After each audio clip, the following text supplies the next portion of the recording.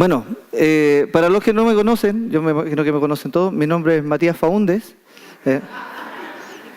Es por si me equivoco, por si soy un holograma. No, bueno, para los que no me conocen, yo soy Manuel Puebla, soy un creyente más como ustedes. Y el día de hoy vamos a seguir con nuestra bella serie del Sermón del Monte. Primero que todo, bueno, de verdad que no sé si les pasa a ustedes, pero cuando uno en su lectura bíblica de repente se encontraba con el Sermón del Monte, no sé si era que a lo mejor era demasiada información en tan poquito, como que le pasaba un poco rápido y se queda con algunos conceptos, pero no hacía en realidad un estudio exhaustivo de repente. Escuchábamos predicaciones, hay mucho material dispuesto en internet ahora que tenemos, digamos, a mano. Y como que hay hartos tips ahí como que uno encuentra maravilloso. Es un mensaje preciso y súper claro. Y creo que la intención de poder tener esta serie empieza como a clarificar un poco más las ideas con respecto a lo que es ser creyente.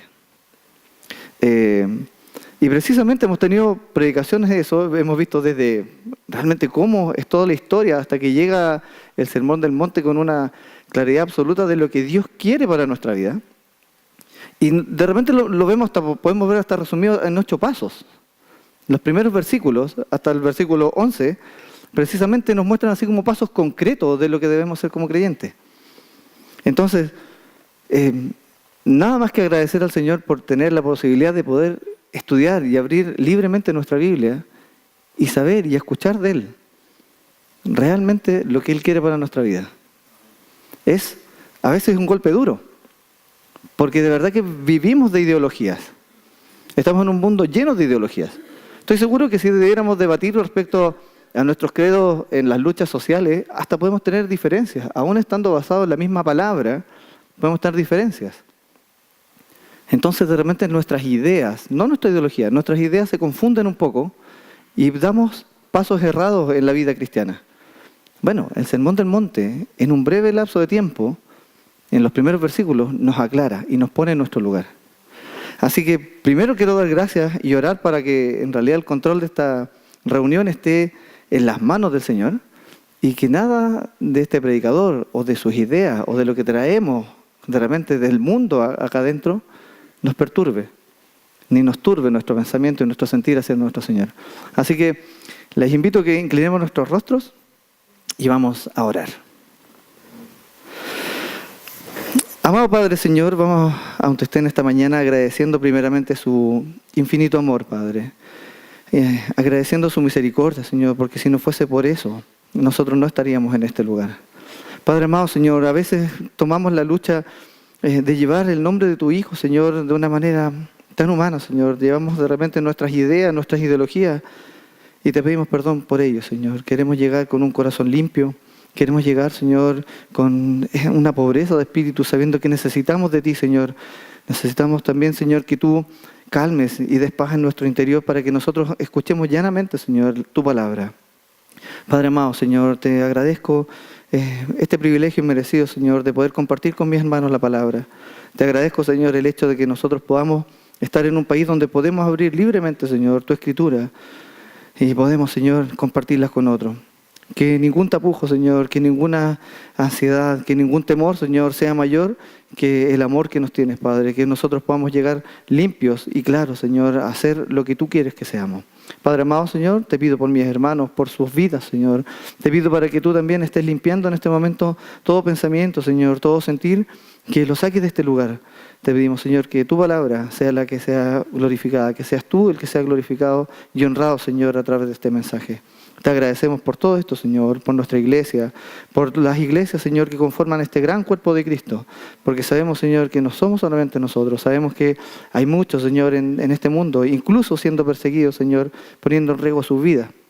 Te pedimos por ello, Señor, porque realmente, Señor, debemos estar unidos como un cuerpo. Dolernos con los que se duelen, Señor, llorar con los que lloran y también regocijarse con los que gozan. Padre amado, gracias por todo esto y dejamos esta reunión en tus manos. En el nombre de tu Hijo Jesús. Amén. Bien, siendo las 12 en punto, comienzo. Bien, los quiero llevar entonces al capítulo 5 de Mateo. Y la verdad es que quiero hacer como un pequeño, no lleva cómo tomar el tema, porque hacer un tema de 2 versículos a veces suena como, ¿de qué tanto voy a hablar si son 2 versículos? La verdad es que me trajo problemas eso, porque es demasiada información. Así que voy a mandar un reclamo al equipo de predicación porque era mucho. Pero pido que me acompañen entonces al capítulo 5 de Mateo y leamos los versículos 10 y 11. Se los leo. Dice así: Bienaventurados los que padecen persecución por causa de la justicia, porque de ellos es el reino de los cielos. Bienaventurados sois cuando por mi causa os vituperen y os persigan y digan toda clase de mal contra vosotros, mintiendo. Breve, preciso, claro. Ahora, ¿dónde ponemos esto? Porque así solo suena como yo tomo el estandarte del Señor Jesucristo, yo tomo el nombre de Cristo y voy a la calle a luchar. Voy a gritar al frente de la moneda. Me voy en contra de los que están marchando por cualquier tipo de causa que me parezca que no es correcta. Y la verdad es que estamos en un mundo que sí nos persigue, que sí nos vituperan, sí nos insultan, nos ridiculizan, o intentan al menos. Entonces debemos tomar varios elementos que el Señor da en estos primeros versículos del capítulo 5 para ir de repente concretando cosas en nuestra vida. La intención de la palabra es que usted concrete cosas en su vida. Porque si usted viene hoy acá y nos vamos como satisfechos de que hemos escuchado algo bonito, algo que en realidad nos reconforta solamente aquí, pero no lo hacemos carne en nuestra vida, entonces no es muy útil la palabra en nuestra vida. Debemos en realidad concentrarnos en los mensajes y en las pequeñas cosas que son clave para que nosotros no simplemente las recordemos, sino que las vivamos. Y quiero hacer un breve recuento en realidad de lo que hemos visto. Más allá de lo que de repente usted puede encontrar en cualquier tipo de material de estudio, a lo mejor algún comentario, a lo mejor, no sé, un estudio bíblico que pueda tener con respecto a este sermón, de la verdad que uno puede hacer su propio bosquejo y puede encontrar en realidad piezas claves que el Señor está queriendo que usted entienda y ejecute en su vida. Entonces la invitación es un poco a eso, a escudriñar la Escritura. Y partimos, por ejemplo, cuando partíamos allá hablando acerca de los pobres de espíritu, la promesa era que de ellos es el reino de los cielos. Los que lloran recibirán consolación. Los mansos recibirán la tierra por heredad. Los que tienen hambre y sed de justicia serán saciados. Los misericordiosos alcanzarán misericordia. Los de corazón limpio, ellos verán a Dios. Los pacificadores serán llamados hijos de Dios. Si usted ve, hay una secuencia extraordinaria en 7 pasos. Extraordinaria. Porque lo primero que el Señor nos pide es que nosotros seamos pobres de espíritu. Y esta pobreza es declarar que nosotros necesitamos extremadamente del Señor, que es todo lo que necesitamos, que nada podemos hacer por nosotros mismos. Es el principio de todo. Si usted se reniega a eso, si en el momento de la conversión uno realmente le empezara a poner peros al Señor, entonces en realidad estamos viendo que nosotros tenemos méritos o podemos hacer cosas por nosotros mismos para rescatarnos. Desde un principio el Señor empieza a mostrar que nosotros lo necesitamos a Él. Es lo único que necesitamos. Y vaya que cuesta entender esto. Porque a lo mejor usted empieza a pensar, bueno, en realidad el momento en que yo me declaro ante el Señor como inútil para mi propia salvación, viene precisamente el dolor de saber que he sido pecador toda mi vida y recibo consolación. Es extraordinario eso.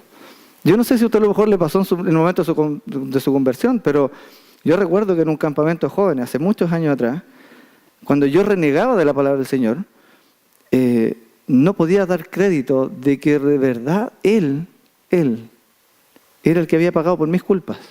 En el momento de sentir eso, mi corazón sufrió por lo maligno que era. De verdad que después vino un momento súper turbio de mi vida en donde también me fui a Egipto, ¿cierto, Cami? No, para ahí una talla de Egipto. Me fui a Egipto un tiempo y después me di cuenta que en mi mochila donde podía haber estado echando todas estas enseñanzas, todas las cosas que son prácticas para mi vida, no hacía nada. Simplemente estaba llenando de basura mi vida. Y me casé. Y ustedes, bueno, voy a cometer una infidencia aquí, pero la primera reunión de matrimonio, ¿se acuerdan de qué se trató? De qué es lo que nosotros traíamos de nuestra vida en el momento de casarnos con alguien.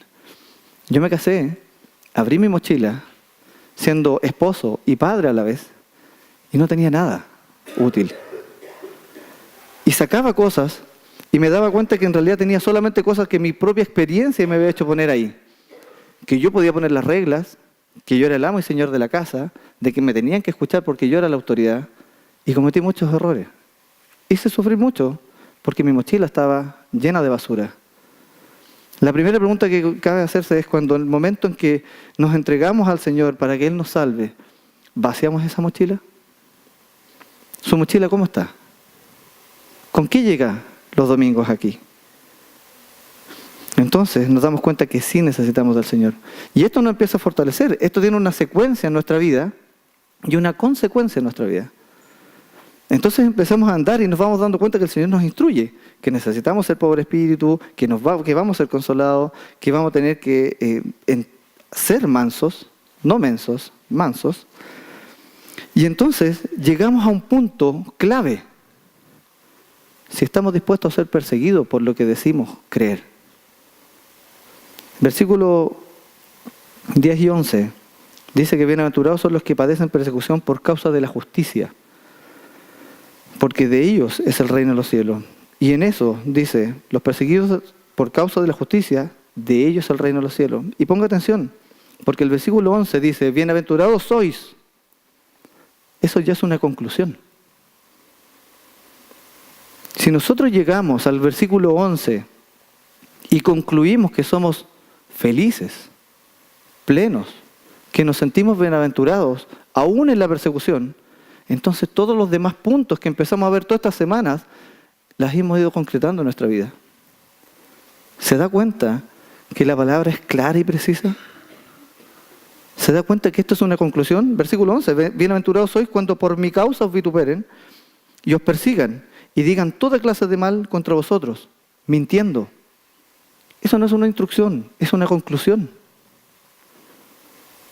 Si nosotros podemos decir que de verdad hemos tomado ese estandarte y hemos visto que en realidad podemos concretar cosas en nuestra vida, como ser plenos en el Señor, como sentir felicidad aún en el momento de la persecución, entonces hay cosas que sí el Señor ha estado haciendo en nuestra vida. Sí lo hemos dejado obrar, pero partamos siempre por ser pobres de espíritu. Hay varias cosas que nosotros podemos concluir y es muy relevante lo que podemos extraer de estos mensajes, ¿sí? Por ejemplo, dentro de todos estos mensajes hay cosas que usted puede hacer su propio bosquejo, lo invito a hacer eso. Yo sé que tenemos grandes escritores, grandes autores de referencia, pero lo importante es que nosotros mismos sepamos escudriñar la Escritura y sacar las conclusiones a la luz de la misma. No saquemos ideas raras, porque sabemos que extraer y seccionar algunas partes nos va a llevar a cometer un error. Pero sí podemos complementarlo. Usted está en un lugar, en una familia espiritual, en donde nos podemos instruir mutuamente. Y es importante ir concretando y concluyendo cosas. Si no, vamos a estar viniendo todos los domingos acá a escuchar palabras bonitas, palabras de aliento, y las vamos y las echamos en la mochila, pero nuestra mochila tiene un hoyo. No hemos ni siquiera parchado, ni sacado, y a lo mejor no hay espacio en esa mochila. Es importante saber lo que podemos concluir con respecto a lo que dice la Escritura. No simplemente conjeturar, pensar, idear, y a veces concluir en la carne lo que es espiritual. Entonces podemos ver, por ejemplo, en la Escritura acá, que hay muchos atributos de Dios puestos en estos versículos. Yo extraje algunos a modo de ejemplo. Vemos la fidelidad de Dios, cumple lo que promete. Vemos que Dios es misericordioso. Porque cuando hablamos de gracia, la gracia generalmente la podemos definir. Yo sé que tiene un aspecto muy grande, ¿cierto? Pero es recibir lo que no merecemos, ¿cierto? Y si quisiéramos poner la misericordia, a lo mejor muy en breve, para no extenderme, es como no recibir lo que merecemos. Entonces, sabemos que Dios es misericordioso, el poder de Dios, capaz de cumplir todo lo que promete, no solo por fidelidad, sino porque es todopoderoso. Lo santo que es Dios, la santidad de Dios, el amor de Dios, la ira de Dios. Atributos que podemos descubrir en su Escritura. Y que por tiempo obviamente no lo vamos a hacer hoy, pero sí podemos empezar a concluir con respecto a estas instrucciones, cómo Él se empieza a mostrar a su creación, de forma clara y precisa, en 8 ideas, en 8 conceptos que nos da en el Sermón del Monte. Entonces, podemos concluir en breve, por ejemplo, y esto lo quiero leer, dice que la manifestación de la vida cristiana, que en realidad es el cómo ser un creyente, en un cristiano es completamente diferente a lo que es en un no cristiano y en lo que éste puede llegar a conocer. ¿Sabían ustedes, por ejemplo, que muchas de las corrientes sociales se basan en estas cosas? Es más, yo siempre me acuerdo, en un trabajo que estuve, tenía una colega que se declaraba atea. Y por eso digo que mi mochila no tenía herramientas suficientes. Porque ella ridiculizaba la palabra, decía, qué ridículo decir que bienaventurados sean los pobres. Decía, cuando los pobres necesitan de nuestra acción. O sea, en vez de estar creyendo en un Dios que no veo, que nadie me puede mostrar, mejor pesquemos nuestros bienes y vamos a ayudar a los pobres. A los que lloran, consolarlos. ¿Qué es más fácil? ¿Qué es más fácil para usted? ¿Ver a alguien sufriendo y tratar de consolarlo con sus propias herramientas? ¿O mostrarle dónde está la fortaleza y la salvación? Es más fácil consolarlo con las herramientas que uno tiene. Si yo veo a alguien que padece frío, es más fácil abrigarlo. Una vez escuché decir de un hermano algo muy cierto. Decir, ¿cómo le puedo decir a alguien que tiene hambre que Dios lo ama? Si antes no suplo su necesidad. Y no se trata de cosas materiales, y a eso quiero llegar. Porque eso nos desvía la mirada. Esa es la mirada de un no creyente, del querer atender lo material. Muchas de las bienaventuranzas acá y las cosas que están escritas en este libro, nosotros, a través de nuestro pecado y de lo engañoso que es Satanás, lo aterrizamos a cosas materiales. Y quiero que, por ejemplo, observemos esto, que me acompañen a 1 Corintios, capítulo 2, versículo 14. Si uno se da cuenta de esto, dice que siendo un hombre natural no podemos poner en práctica las bienaventuranzas. En práctica, no podemos, siendo un hombre natural. Un hombre natural es el que no conoce a Dios. ¿Cómo estamos? ¿Cómo llegamos ante Él? Natural. Con lo bueno y lo malo, con lo feo y lo bonito, llegamos a Dios. Naturalmente, de una forma natural, lo que somos antes de ser salvos. Pero no podemos poner en práctica las bienaventuranzas porque se requiere ser un hombre nuevo. Nacer de nuevo, nuevamente, basado en la Escritura, en lo que Cristo dijo. Necesitamos ser un hombre nuevo para poder vivir esta nueva vida. Y 1 Corintios 2:14 dice, pero el hombre natural no percibe las cosas que son del Espíritu de Dios, porque para él son locura. Y no las puede entender, porque se han de discernir espiritualmente. Hermano, qué dicha que hoy podamos estar aquí entendiendo que las cosas son espirituales. Y eso nos lleva a ser concreto en nuestra vida diaria.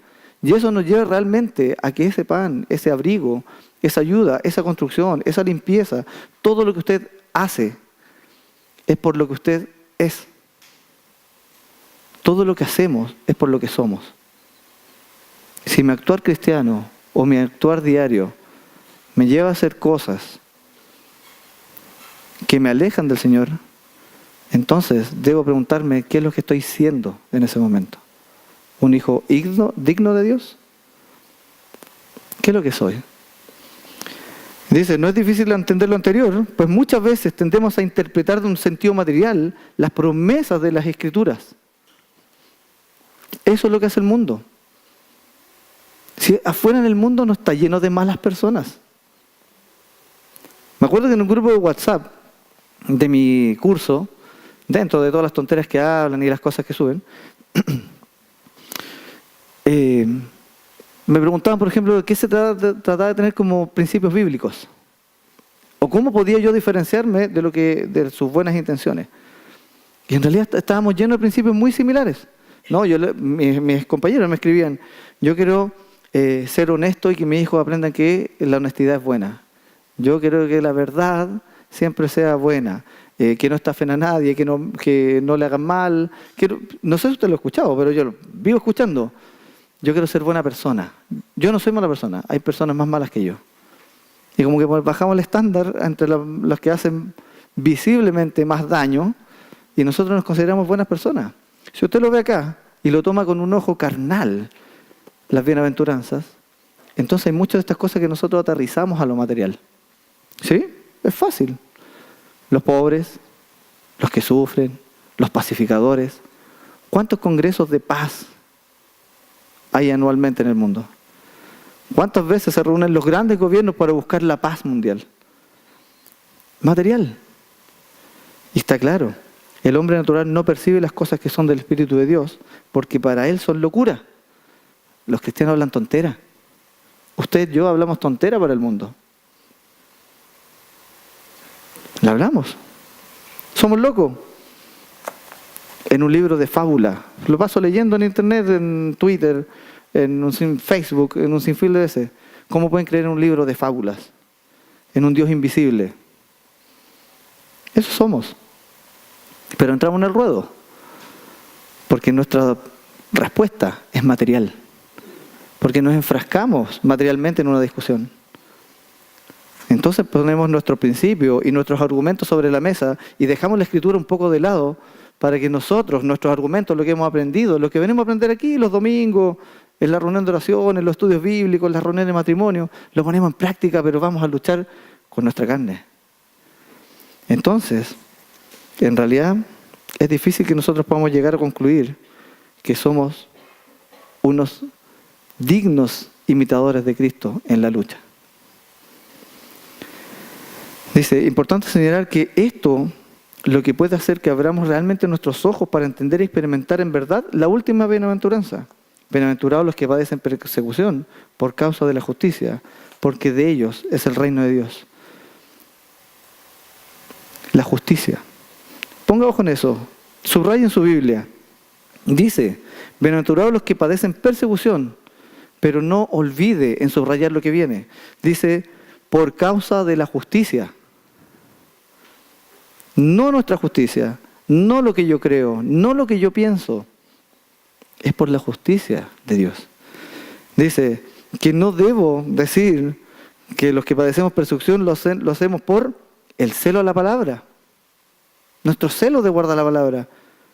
Nos insultan la Biblia y saltamos, reaccionamos. Tal cual ellos, material. Y mi fanatismo religioso espiritual, o por una causa social, o por una causa bella y romántica, incluso por lo que creo. Alguien insulta lo que yo creo, y sinceramente, y aquí una pregunta buena para hacerse, cuando usted lo golpean con algo que usted cree, ¿cuál es nuestra reacción? ¿Mansedumbre? ¿Paz? ¿Mostrar que somos pobres de espíritu y que sí necesitamos de un Dios? Generalmente no. Vamos al choque. Están insultando lo que yo creo. Y hacemos partícipe a Dios de lo que yo creo. Porque yo creo que es importante ir y tirárselo en la cara al que me está vapuleando. Lo hacemos. Entonces no somos dignos luchadores ni defensores de la palabra de Dios, sino que de nuestro credo. A veces más fuerte es lo que creemos que lo que realmente lo que debemos creer. Así que, ojo. Y vaya cómo se completa este versículo, porque nosotros decimos, entonces, cuando sí vivimos correctamente lo que dice la Escritura, cuando sí hemos tomado desde el versículo donde nos indica, desde el versículo 3, cuando tomamos ese estandarte de que somos pobres de espíritu, que necesitamos solamente de Dios, entonces llegamos armados a la lucha. Y bienaventurados somos cuando por la causa de Él nos persigan y nos vituperen y digan toda clase de mal contra nosotros. Mintiendo. Entramos en el juego de la mentira cuando nos vamos con nuestras propias armas. Mis hermanos, no somos perseguidos por nuestros credos individuales o por nuestras convicciones humanas. Por mucho que creamos que se acercan a lo que dice la verdad, la Escritura, sino que el verdadero cristiano es perseguido porque Cristo es el perseguido. No usted. Usted es el representante de Cristo. Usted es el que lleva a Cristo en su corazón, en su rostro, en sus actos, en sus palabras. Así que dejemos nuestros credos de lado simplemente y pongámonos a los pies de Cristo. Dice que esto es concluir de cómo debemos ser cristianos, comenzando, como les decía, desde ser pobres en espíritu. Dice un predicador que una vez escuché, a lo mejor lo hemos repetido alguna vez, que en realidad siendo un cristiano real, eso quiere decir que hay persecución. Es más, lo he escuchado. Yo no sé si está completamente acertado porque no recuerdo todo el mensaje. Pero sí un concepto que quedó en mi mente es saber que sin persecución no hay una real vida cristiana. Porque Cristo no deja de ser perseguido por Satanás para desmentir lo que Él trajo, la verdad. Entonces nosotros como creyentes siempre vamos a estar siendo perseguidos. Eso no quiere decir que necesariamente usted ponga en riesgo su carne, sus bienes, porque por lo menos podemos descansar, entre comillas, que estamos en un país libre en donde usted puede abrir su Biblia, tal como orábamos, y damos gracias. Pero yo no sé si realmente ese agradecimiento va con sinceridad de corazón al Señor, sabiendo que eso demanda mayores sacrificios a nosotros. Porque si usted puede abrir su Biblia, ¿por qué no la compartimos como corresponde? Porque yo no tengo que andar con mi Biblia escondida en el metro, o ante un trabajador, o en mi trabajo, o entre los jefes. Yo no tengo que andar escondido, pero sí nos escondemos un poco, como que disfrazamos un poco el hecho de, no, para no ser conflictivo. Cuando la verdad es la que se tiene que poner a la luz de todos. Esto no es una lucha o una persecución en la carne, ya que usted y yo podemos abrir libremente nuestra Escritura, libremente la palabra. Hoy a nadie se le impide. Sí, es cierto, hay argumentos suficientes como para entrar en un debate, pero más grande es el que está en nosotros, que el que está en el mundo, y a veces lo olvidamos. Es importante saber que esto no es una lucha de la carne, no es usted contra otro carnal, contra otro hombre natural, es usted en las huestes celestiales, con el estandarte y con el nombre de Cristo, yendo a una batalla. Así como David, pequeñito y todo, fue a luchar en nombre de Dios. No ganó David, no ganó por el lanzamiento de la piedra. La batalla estaba ganada por el Señor. Eso era lo que estaba determinado que iba a pasar. ¿Cuántas piedras tendremos que lanzar nosotros? ¿Y cuántos no le vamos a acertar al blanco porque son nuestras fuerzas las que tiran? ¿Cuántas piedras necesita usted? ¿Cuántas piedras necesitó David? Llevaba por si acaso. Quizás había poco de carnalidad ahí. Pero el Señor tiene la batalla ganada. Y eso no lo debemos olvidar. Nuestra lucha no es contra la carne. Dejemos esas discusiones vanas. A veces cometemos error. Yo soy de redes sociales y me enfrasco a veces. Ya no, pero me enfrascaba. Me enfrascaba pensando que estaba defendiendo lo que tenía que defender. Y en realidad era el ego de no querer sentirme ignorante ante alguien que sacaba argumentos. ¿Sabe qué? Quizás lo hice muchas veces contra el mismo Dios que ahora alabo. Pero Él tuvo misericordia conmigo. ¿Tuvo misericordia de usted? Ninguno de los que estamos acá vamos a pagar lo que debemos pagar. Ninguno. El precio ya está pagado y lo olvidamos. Los invito a que leamos Efesios 6:12. Dice, a pesar de que esto es verdad, que nosotros podemos sufrir daño de nuestras cosas materiales, nuestro cuerpo, nuestra integridad, nuestros bienes, La verdad es que no debemos perder el enfoque contra qué es lo que nosotros estamos realmente peleando. Y Efesios 2:12, Pablo lo aclara y dice, porque no tenemos lucha contra sangre y carne, sino contra principados, contra potestades, contra los gobernadores de las tinieblas de este siglo, contra huestes espirituales de maldad en las regiones celestes. Contra eso es lo que nosotros tenemos lucha. Pero esa batalla está ganada.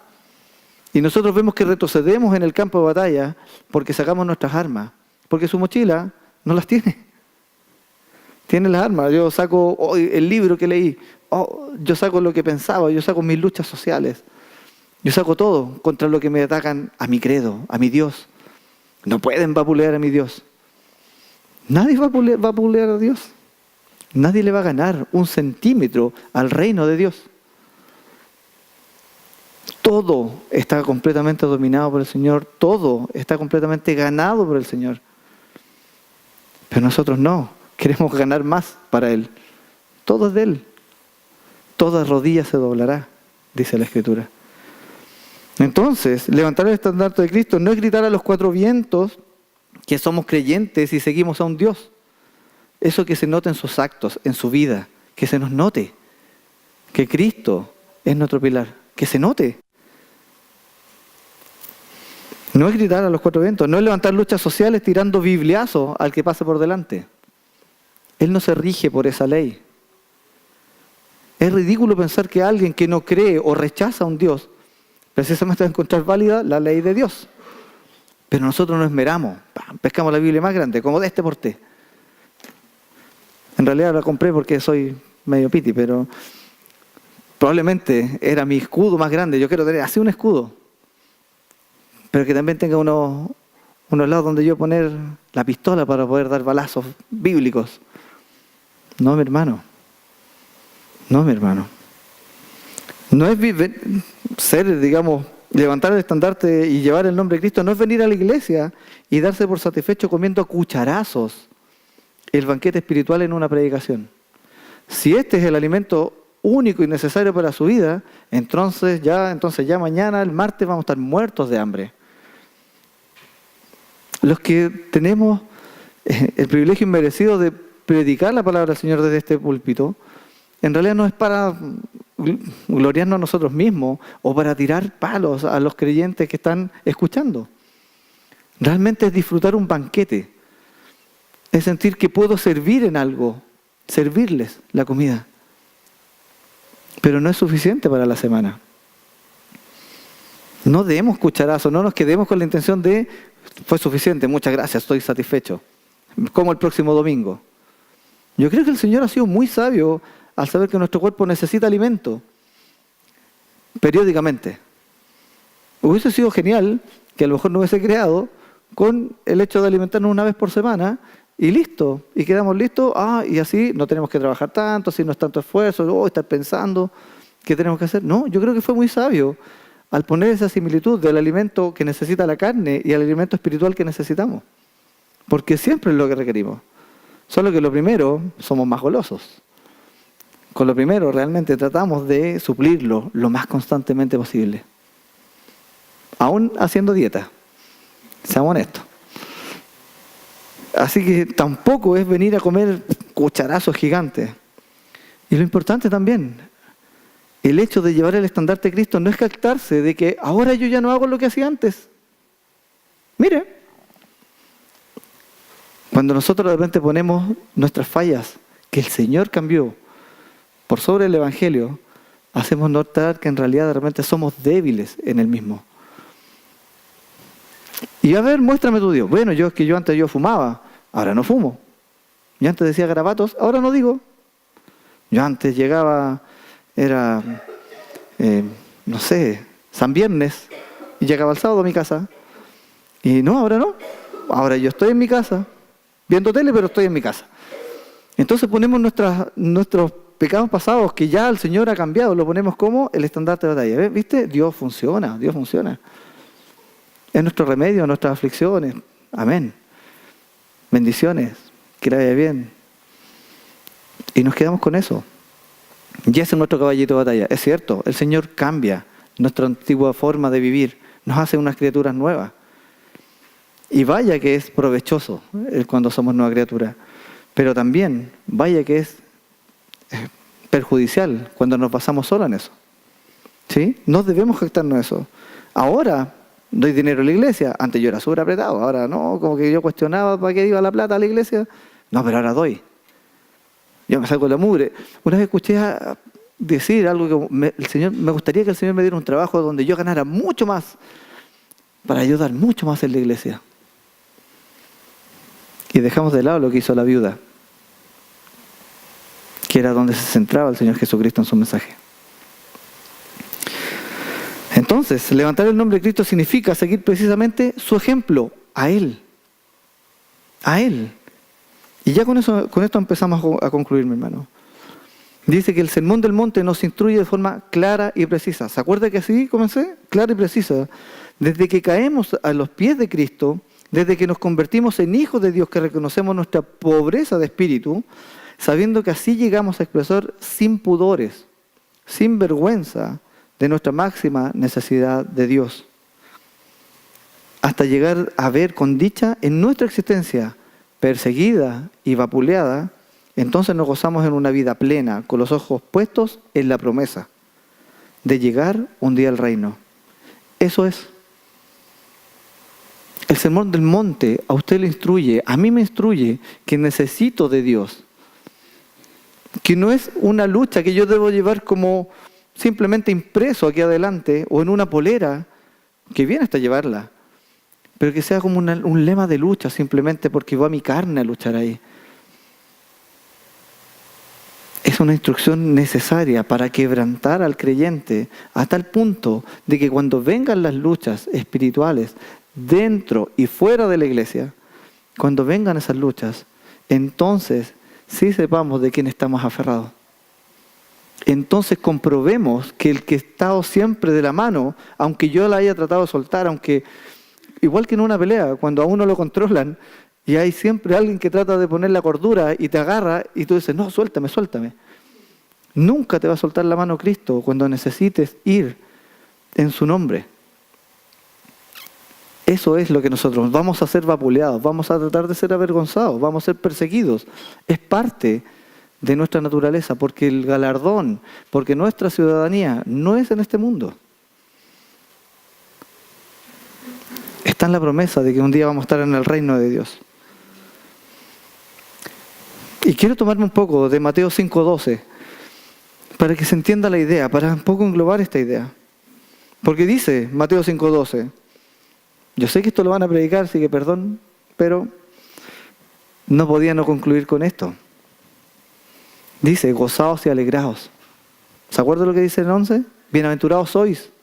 La conclusión, usted es bienaventurado, usted es feliz, usted es pleno, usted está lleno, no tiene necesidad de nada, cuando ha cumplido todo lo demás. Y ahora dice, gozaos y alegraos, porque vuestro galardón es grande en los cielos, porque así persiguieron a los profetas que fueron antes de vosotros. Esto está escrito incluso para mostrar lo que ya venía pasando con aquellos que creían en el Señor, que ya estaban en estas luchas contra la carne, pero llevados por huestes de maldad, por huestes celestiales, que en realidad lo único que querían era hacer tropezar al creyente. Pero también vislumbra lo que venía hacia adelante, que nosotros, quizá en una era moderna como ahora, íbamos a poder abrir la Escritura sin problema y sin tener el temor que íbamos a ser devorados por bestias, o prendidos como antorchas humanas, o decapitados, o crucificados. Y pensamos que estamos en una época bendecida, pero dejamos avanzar y avanzar ideologías, y vamos con nuestras propias ideologías de la Escritura incluso, a librar una batalla que no nos compete, porque la batalla es la que Cristo es la que ha ganado.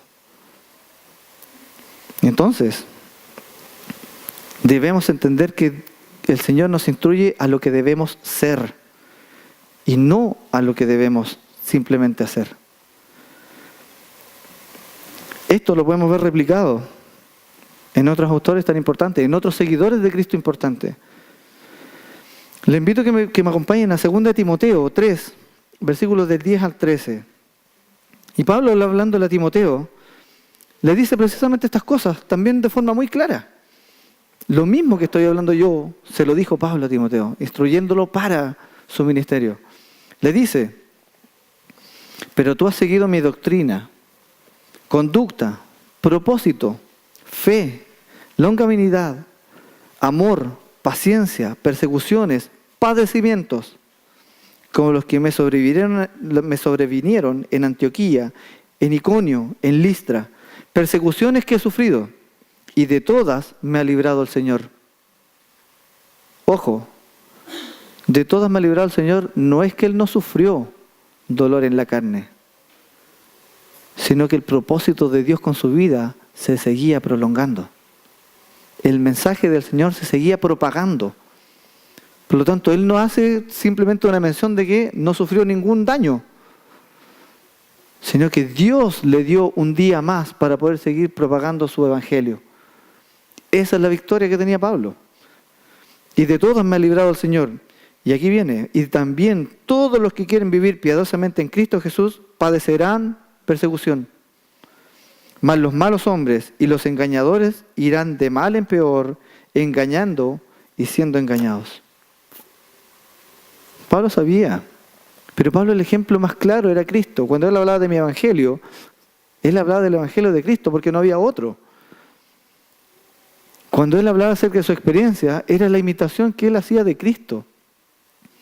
No de no tener padecimientos en la carne, sino de que dar gracias porque podía, a pesar de los sufrimientos que hacía en cárceles, en persecuciones, en naufragio, en escapar, en arrancar, en esconderse, en estar encarcelado. Aún así, él agradecía que tenía un día más para poder propagar el evangelio. Y Pedro, en esas pequeñas cartitas que están casi al final del Nuevo Testamento, dice cosas claras al respecto de esto. Veamos lo que dice 1 Pedro, capítulo 3, versículo 13. Y dice así: ¿y quién es aquel que os podrá hacer daño si vosotros seguís el bien? Mas también si alguna cosa padecéis por causa de la justicia, bienaventurados sois. Por tanto, no os amedrentéis por temor de ellos, ni os conturbéis, sino santificad a Dios, el Señor, en vuestros corazones, y estad siempre preparados para presentar defensa con mansedumbre y reverencia ante todo el que os demande razón de la esperanza que hay en vosotros. ¿Se dan cuenta cómo estos ejemplos de Cristo se empiezan a concretar de forma magnífica para que nosotros podamos entenderlo? ¿Se da cuenta cómo desde la pobreza de espíritu que debemos tener, pasando por la consolación, la misericordia, siendo pacificadores y llegando a la persecución que tenemos a diario, en realidad sabemos que hay una esperanza y tenemos el galardón esperando por nosotros, sin merecerlo? ¿Sabe? Hace tiempo atrás, cuando yo era, no voy a decir más chico, cuando era menor,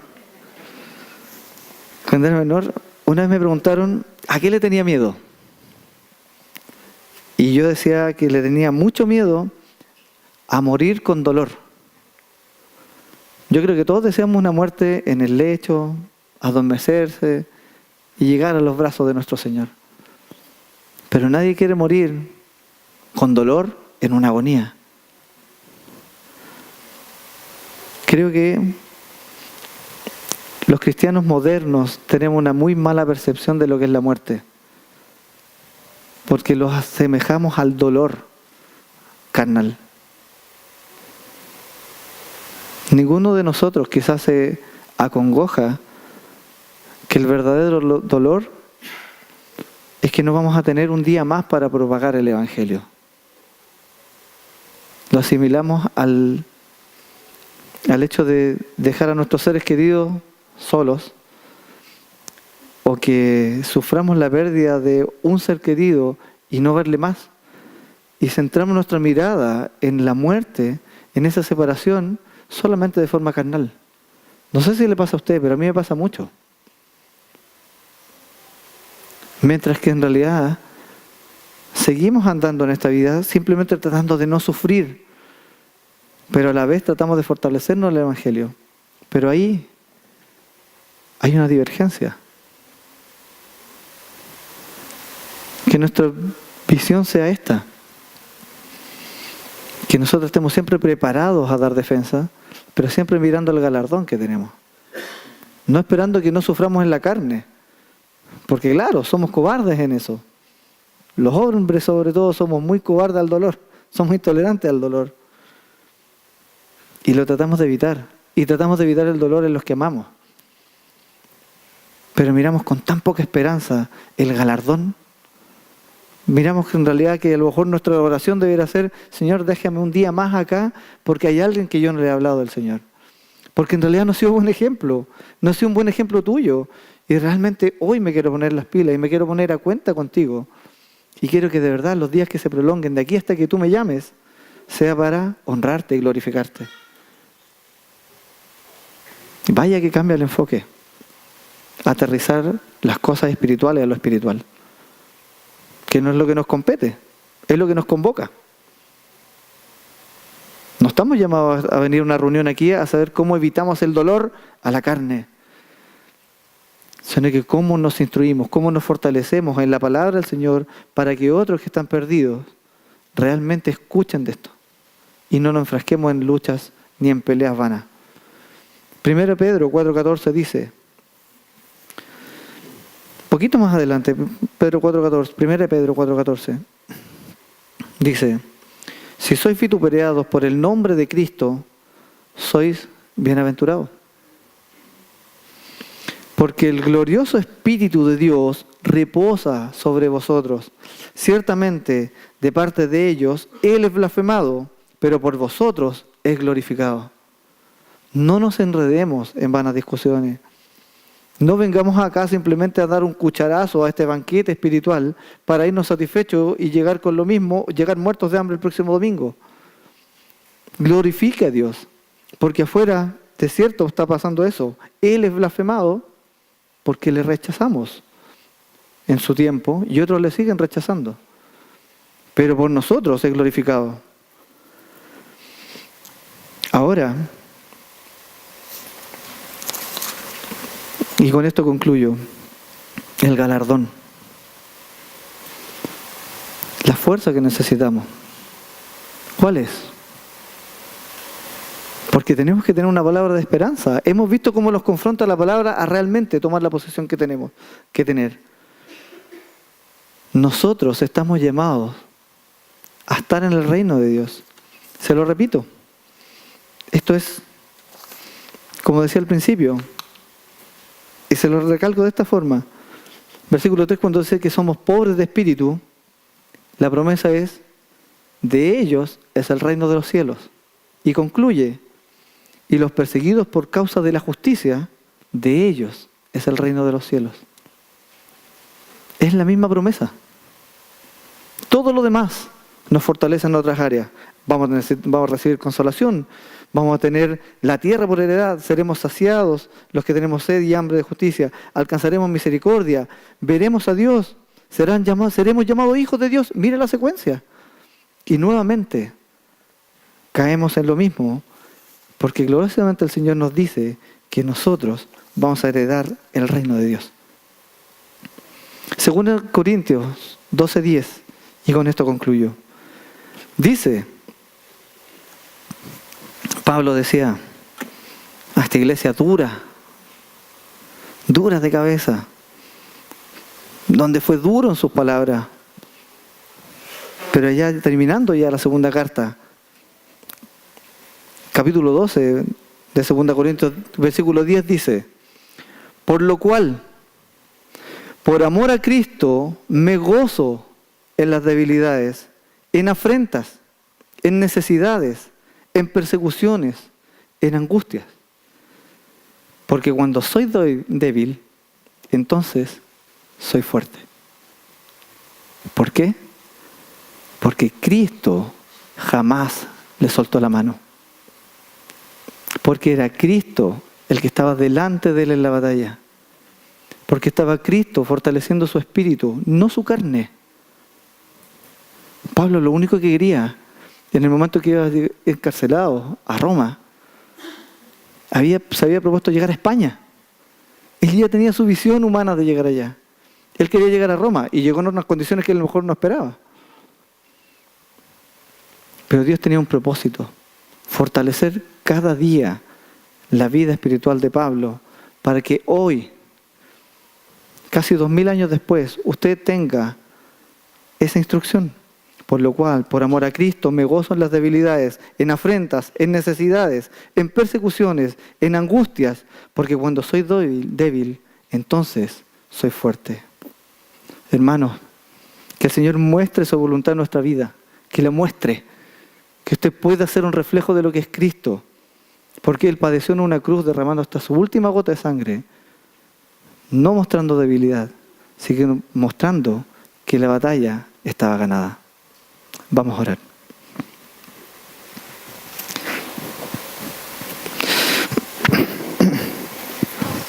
Amado Padre, Señor, vamos ante usted, Señor, con el corazón apretado, Señor. No podemos nada más, Señor, que agradecer que seas tan claro en tu palabra, Señor. No merecemos, Señor, quizás ni una gota de tu misericordia, Padre. No merecemos tu perdón, mucho menos merecemos, Señor, una gota de la sangre de tu Hijo. Pero tú, Señor, has querido que hoy podamos estar aquí, Señor, gozándonos, sabiendo, Señor, que tú nos tienes por heredad, Señor, tu reino. Que nos tienes, Señor, una promesa, Señor, inimaginable en nuestra condición natural. Que nos tienes, Señor, un galardón por ser malos luchadores, Padre. Amado Señor, que nuestra oración, Señor, el día de hoy sea doblar nuestras rodillas y simplemente pedirte perdón, Señor. Sea pedirte perdón porque eres tú el que vence, eres tú el que gana, Señor. Eres el que tú libras la batalla. Pero nosotros metemos nuestra carne ahí, Señor, intentando sacar algún resultado, Señor, que nos deje satisfechos de nuestro actuar. Padre amado, Señor, te pedimos perdón como iglesia si es que hemos fallado, Señor. Si es que en realidad hemos elucubrado, Señor, ideas, hemos creado ideologías. Tenemos una forma de ser, Señor, en que en realidad nos empezamos a ir hacia adentro, Padre, y olvidamos que la batalla está afuera. Que a veces tenemos batallas internas, Señor, simplemente por el hecho de querer imponer nuestras ideas, Padre. Amado Señor, yo te pido perdón, Señor, de forma personal, por haberte fallado tanto, Señor. Te doy gracias, Señor, porque hoy podemos estar hoy día, hoy, Señor, podemos estar como congregación, como hermanos en Cristo, fortaleciéndonos a través de este mensaje, Señor. Esta primera parte del Sermón del Monte, Señor, tú nos muestras cómo ser un verdadero creyente. Luego vendrán otros mensajes de fortaleza, vendrán otros mensajes, Señor, en donde seremos instruidos para poder salir a esta batalla. Pero, Padre, gracias por mostrarnos con claridad que necesitamos de ti, que eres lo único que necesitamos. Padre amado, Señor, te pido por nuestra iglesia, te pido por nuestros líderes, Señor, te pido por cada uno de los hermanos, están hoy día o no estén hoy día, Señor. Te pido por los jóvenes también, Señor, que entiendan que este mensaje, Señor, es lo que se requiere hacer con sus vidas. Te pido por los niños, Señor, que están siendo instruidos desde pequeños.